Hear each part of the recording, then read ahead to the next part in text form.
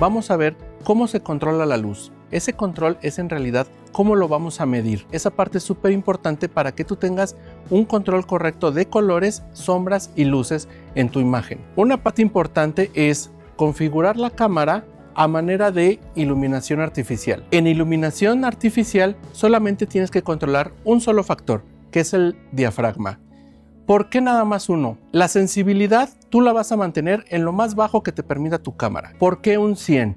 Porque me permite tener una imagen sin ruido digital. En la velocidad tenemos un concepto que se llama velocidad de sincronización. La velocidad de sincronización es la velocidad en que la cámara puede captar perfectamente la luz emitida por el flash. Es una velocidad segura hasta 200 de segundo. De ahí para abajo, o sea, más lentas, un 160, un 125, son velocidades muy seguras. Esto es un error muy común cuando utilizamos velocidades más arriba de la velocidad de sincronización. No es un error que el flash no esté funcionando. Lo que sucede es que la velocidad es muy alta. Por eso te recomiendo trabajar en una velocidad inferior a 200. ¿Qué es lo que puedo mover?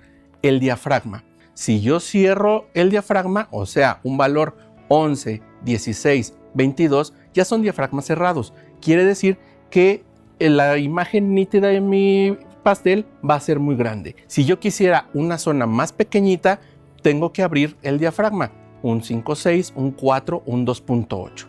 En este caso, como quiero que se vea mucho el pastel porque tenemos unas flores muy bonitas en él, lo que voy a hacer es un diafragma más o menos cerrado. En este caso, un 16.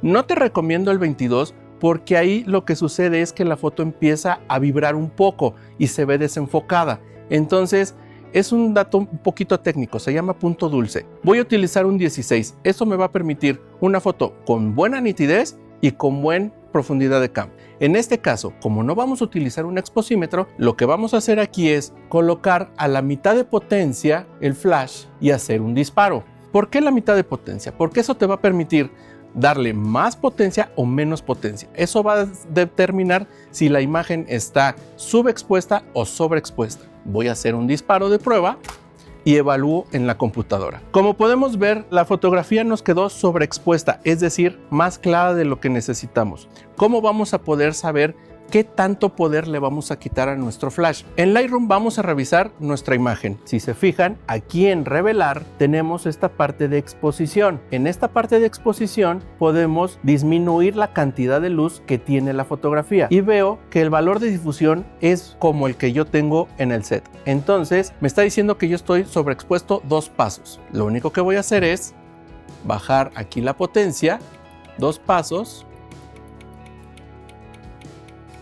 y hago el disparo.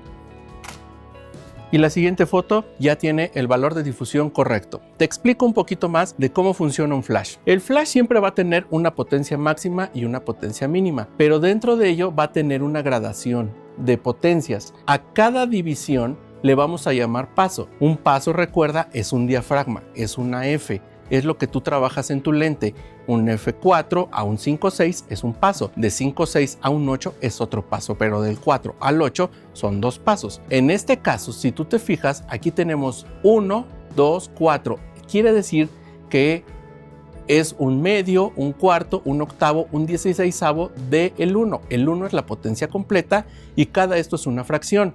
Del otro lado puedes observar que te va diciendo menos 1, menos 2, menos 3, o sea, cuántos pasos menos tienes respecto a la potencia inicial. Para esta fotografía comenzamos en un 8, o sea, menos 3 pasos. Como Lightroom nos indicó que estábamos sobreexpuestos 2 pasos, de un 8 pasamos a un 32, es decir, un 16 es un paso, un 32 son 2 pasos. O del otro lado, estábamos en 3, menos 2 es menos 5. Lightroom nos ayuda, nos dice cuánta cantidad de luz nos hace falta o en este caso nos sobraba. Nos sobraban 2 pasos, reducimos la cantidad de potencia y tenemos la fotografía bien puesta. Esa es una forma muy sencilla de exponer una fotografía sin necesidad de aparatos extraños. Puede ser que tú quieras una foto un poquito más oscura, lo ajustas en Lightroom y pones el valor en tu flash. Lo quieres un poquito más claro, lo ajustas en Lightroom, aplicas aquí y te va a tocar tu fotografía perfecta.